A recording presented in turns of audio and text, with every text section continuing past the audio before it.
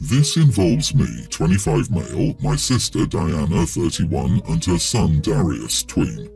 I get along with my Diana fine. I won't pretend I like Darius. I think he's an entitled brat who has gotten away with crap far too many times. I don't think Diana has ever reprimanded him, and every time the little idiot acts up, Diana makes excuses for him. He's already been suspended from school for stealing, he's a bully to all his cousins, and I know for a fact no one in my family likes him at all. Both of my parents can't stand him. My mother, a woman who could find the love in her heart to babysit a honey badger, refuses to watch Darius because of his behaviour. My father will take all of the grandkids out to fish every few months, except for Darius because he's too tempted to throw him out into the lake and drive off. His words, not mine. On Monday, I got a call from my sister who panicked because she got called into work. Darius was out of school and her babysitter wasn't available. No one else in the family would watch Darius, so I told her to drop him off and I would watch him. It was a nightmare. Darius was mad he had to spend his day off at my place. He refused to do anything I offered, made a mess in my bathroom, harassed my dog, and had a tantrum because I wouldn't let him use my work computer to play games. By lunchtime, I was frustrated beyond all belief. I made him mac and cheese and he demanded I take him to Wendy's. He refused to eat and eventually dumped his bowl of food on my floor. At that, I lost it. I didn't yell or get aggressive at all. I just sighed and asked him if he realised everyone in the family despised him. I explained that he was at my house because Grandma and Grandpa couldn't stand him and in fact refused to let him come to their house because he acts like a little idiot. I won't lie, I got pretty brutal. He started crying and locked himself in my bathroom until he came out and sat and watched TV until my sister got him. I told her what had happened, and she and I also got into a massive argument. She called me cruel, and I told her that she was to blame and that he would have learned eventually. My family is split on this. My dad thinks the little idiot deserved it, while my siblings have mixed opinions. My mother has told me she's staying out of this, but if I feel the need to apologise, do it and move on. What do you people think? Edit, we've talked to Diana about this before. My parents sat her down and told her they would not watch Darius because of how he behaved and that she needed to do something else. We've all had talks with her about him bullying his cousins. She has done nothing. Not the idiot, you did him a huge favour. Obviously nothing anyone has said or done so far has made any impact. He needs to know that his behaviour is already costing him relationships and will continue to cost him relationships until he chooses not to act this way. Sometimes the truth is hard to hear, but when the truth is all that's left, that's what you've got to do. Sugarcoating the situation would not have gotten the point across, and avoiding it sure wasn't. Hopefully the pain and rejection he feels will be a huge wake-up call. If it's not, he will have a very lonely life. I hope you've saved him from that. Disagree, you are the idiot. He's a young tween. He's been raised badly. He didn't just wake up one day and decide, you know what, I'm going to be a total idiot to everyone. This is your sister's failure, and as much as he is a total little idiot, it's not entirely his fault because he's never been taught better. It's better to talk about behaviour and outcomes than make it about the kid. For example, instead of telling him that his actions cause people in the family not to want to be around him, which I would applaud, you told him that his grandparents loathe him. It's ineffective because it doesn't give him anything to change. Behaviours can be changed, but if you tell a kid that everyone hates them, that's them, not something they can change. His family is his whole world and all the people they rely on, and you told him that everyone in his world loathes his very being. That's what makes it cruel. You hit the nail on the head with this one. Correct his actions, tell him his behaviour is crappy, but God, don't tell him everyone in his family hates him. As someone raised with no boundaries or rules and had to figure that stuff out on my own later in life, you internalise a lot of the crap people say to you. Apologise to Darius, not Mom. Your sister needs to seek professional help to help out this poor kid. I, 52 male, and my wife were on a 2-week vacation in Cancun, Mexico. We're from the US and planned all year for this trip, and we saved up money to be able to go on this trip. We booked and paid before my daughter was pregnant.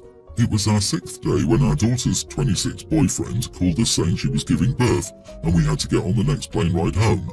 We were aware my daughter was soon to pop, but her due date was at the end of this month. Mind you, these events took place at the beginning of this month. We told him that was impossible and just to follow their birthing plan and to keep us updated. A few hours later, we got a call from my daughter updating us, and then asking when we'd be on our way back and that she really wanted us to be here and that it was taking longer than expected, she was scared, etc. She's a first-time mom, so it's expected she would be scared. My wife and I assured her everything would be fine, but we were unable to just pack up and go. She got upset and hung up on me. Hours later, in the middle of the night, we missed a call due to us sleeping, and it was her boyfriend saying there were complications and they were performing an emergency C-section. The next morning we called immediately and our daughter told us she was scared and things could have gone badly and our Cancun trip was more important to us than her, then hung up. We tried to call back but she wouldn't answer. The baby was born healthy and our daughter is okay. We've only seen pictures of our grandchild through Facebook because our daughter hasn't let us see her and has barely spoken to us since we've been back home. We had planned to be there for our grandchild's birth, but we couldn't leave 6 days into a trip we'd spent a large amount of money on. Even if we did, we wouldn't make it back in time. Even if we did make it back, we wouldn't do anything the doctors couldn't do in the situation. I feel as though our daughter is being too harsh to us. We've apologized many times. Not the idiot. You can't just rush home from another country, and if you had, same-day tickets would have been astronomical.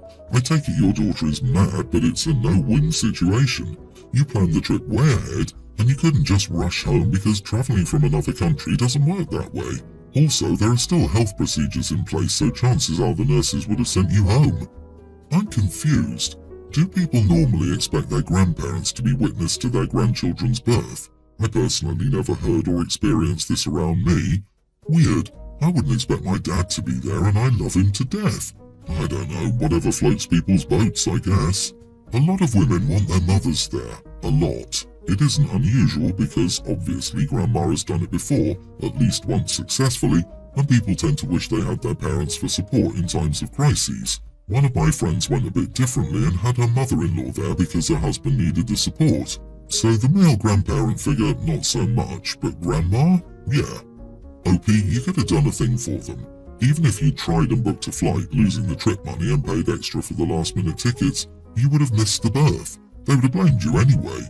Why do I think they're blaming you? Because it was a stressful event. They weren't ready. Sadly, she is upset. I understand her need for comfort, but still it wasn't your fault for not being there. So I would send her a message in which I would tell her how much you love her and miss her and how bad you feel for the way things happened and how you hope she will forgive you because you hurt her.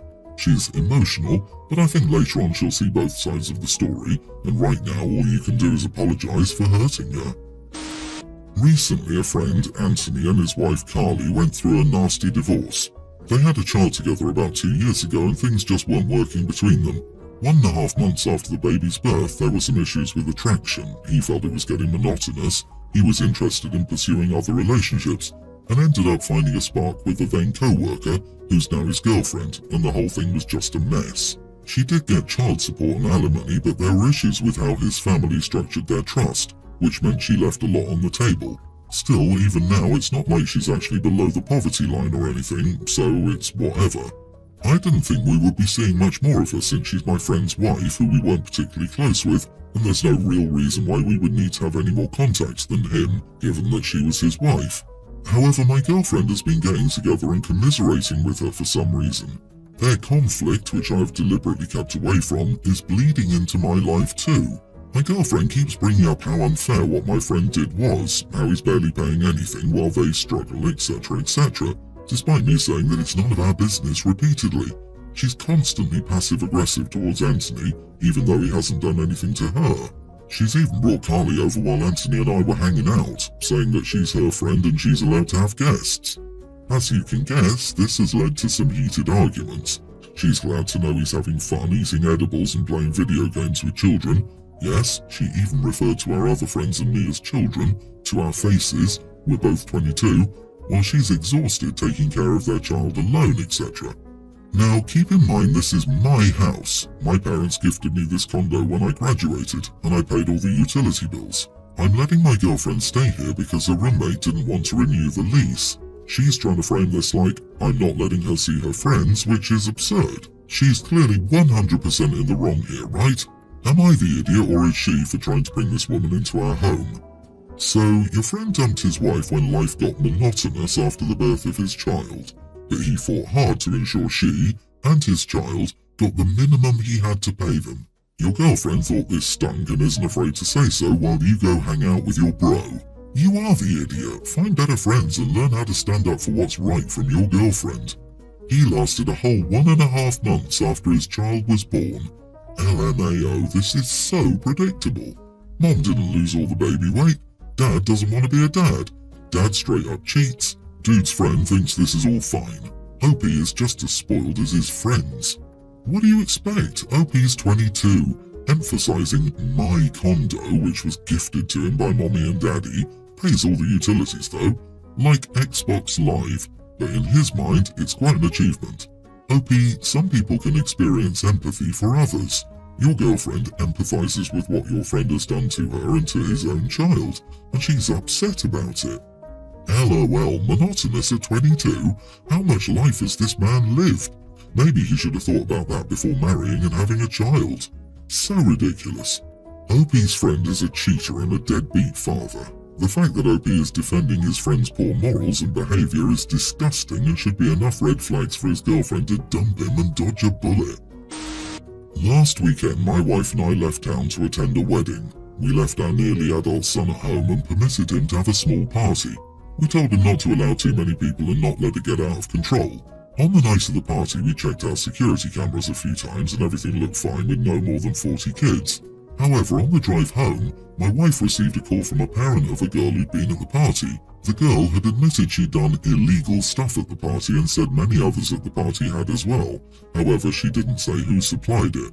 My wife spent the rest of the drive looking through the footage from that night, specifically to see who came inside. She recognized almost all the kids and didn't see anyone that looked older than a high schooler. However, she did spot one boy that she was immediately suspicious of. He's a longtime friend of our son, but had been caught by another boy's parents last year smoking in their backyard. He's been known for getting in trouble in the past. His dad is currently in prison and his family is also poor, so it would make sense if he was selling crap to make money for himself. Unfortunately, we only have 2 cameras inside the house, so they only catch so much, but it was clear the boy spent most of the night in the kitchen and seemed to be approached by multiple people, including the girl. When we got home, we told our son about the phone call. After a long discussion, he confessed but said he wasn't interested in doing any himself and that he felt uncomfortable with it but didn't know how to tell them to stop. When we asked who had brought it, he said he didn't know. When we asked specifically about the boy we suspected, he denied it but seemed to be lying. My wife contacted many of the parents of the kids in the high school to let them know this might be an issue. When the school asked, we told them we suspected the boy, but it was unclear. Apparently, the school met with the boy about our allegations and called his guardian, his great-grandma. Yesterday, she came to our home and asked us why we'd singled out her grandson and wanted to know if we had any evidence. We told her that we only suspected.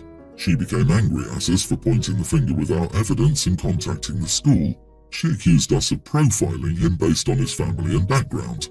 My wife doesn't think we did anything wrong, but I have doubts. The school is conducting interviews with kids that were at the party. Apparently, the boy is in danger of being kicked off the soccer team and possibly expelled, depending on the outcome. Am I the idiot? We were only trying to provide the best information we could to the parents and school to help protect their kids, as we obviously feel responsible for allowing this to happen in our home. Ugh, like you are the idiot for allowing your son to throw a party when you weren't home and somehow thinking that teens won't get in trouble. Also, yes, you are the idiot for essentially randomly deciding this one kid was responsible. Do you know who was actually responsible? The 2 of you. You go for the broke kid. LOL, if you're going to profile, at least do it right. Who were all the rich white girls at the party?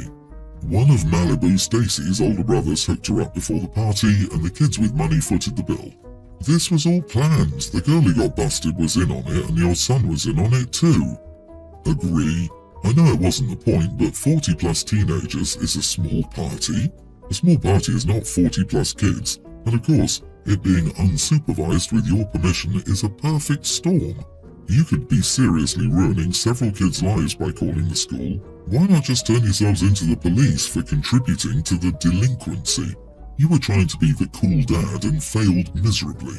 You should be dealing with the consequences of this and your bad judgment, not looking for a scapegoat. That poor boy.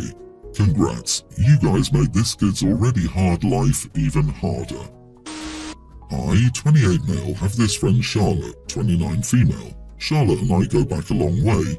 We were at a bar one night and we just happened to get into a small argument about something personal. So we spent a few minutes just bitterly drinking and not talking to each other when this weird guy walked up between us and started saying awful things to her. Charlotte kept glancing at me, and by the expression on her face, I could tell that she was completely frozen and wanted me to help her out. However, I was still bitter about our little disagreement, so I turned away from her, pulled out my phone and surfed the web. The guy talked to Charlotte for about 5 minutes and said the weirdest stuff.